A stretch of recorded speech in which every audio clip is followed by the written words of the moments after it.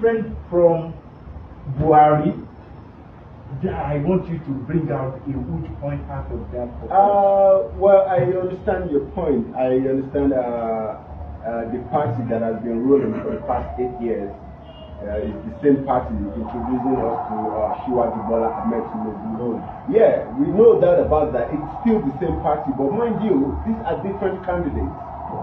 You understand? These are yeah, it's a different. You know, you do understand that a party is quite different from a candidate. But you know, this man owns the party. Is the party chairman. Man owns the party. Is the party chairman. So yeah, you can't control the president, or he does not have a say in the government cabinet? Because I'm confused. Because when this Buhari was there in 2014, if I'm not misquoting, 15 actually, right?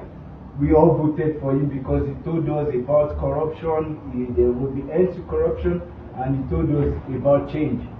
Fine, we understand that part. It's a good privilege we have in there, and we have saw the change he brought, because dollar was 180 by that time, but now dollar is up to 750, 800, and you know that is affecting a lot.